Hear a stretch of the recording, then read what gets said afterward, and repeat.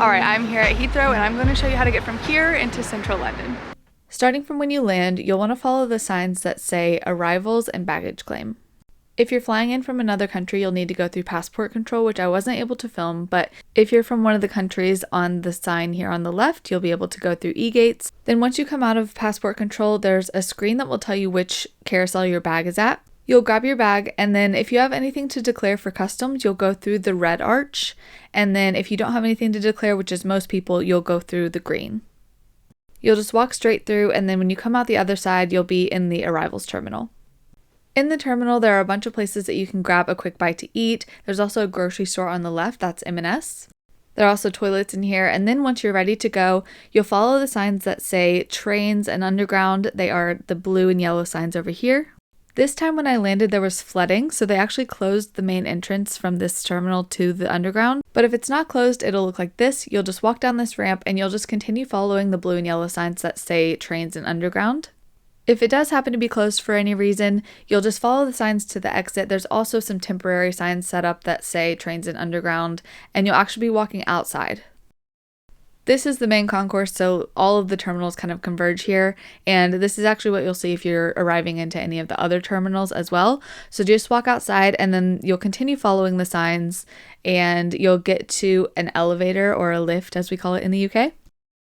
Take that down and you'll be in the same hallway as you would be if you had followed the ramp that we first saw. So this is kind of where things meet back up.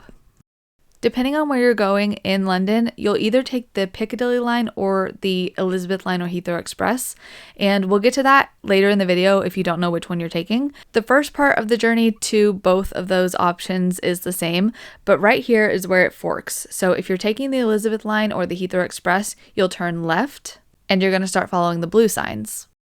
You'll enter into a ticket hall where you can purchase a ticket or an Oyster card, but I would actually recommend just using a contactless credit card. The benefit of that is that there is a cap every day on how much it will cost you on public transportation, so it keeps track of it and you don't have to worry about getting the cheapest price or anything. Now here you're going to want to double check the screens to see which platform you need. Usually the ones to Central London are at platform 2, but just double check them on the day. Here you'll want to start paying extra attention because the Heathrow Express and the Elizabeth Line both operate from the same platform.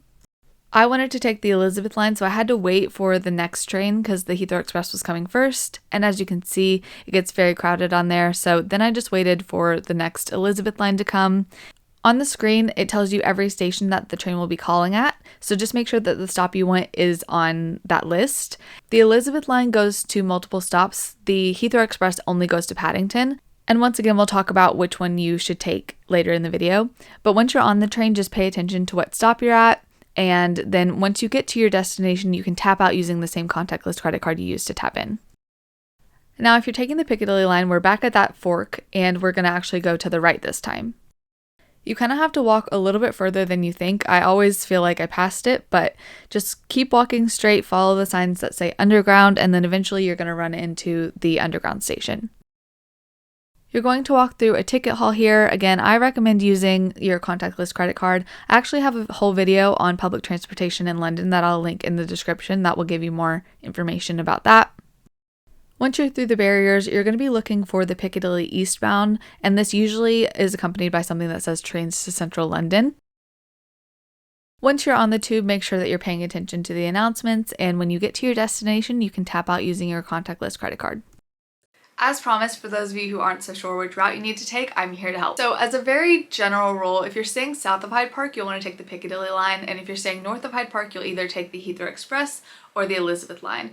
Now, how do you decide between the Elizabeth line and the Heathrow Express? It all comes down to how big of a rush you're in and how much you want to spend. So the Heathrow Express is faster, but it's also more expensive. So it only stops at Paddington, so there's no stops along the way, which makes it faster, but it's about £25, whereas the Elizabeth line will cost you about £12.80, and it stops in more places. So it's actually potentially more convenient if you're not staying right near Paddington, but it does take a little bit longer because there are more stops along the way.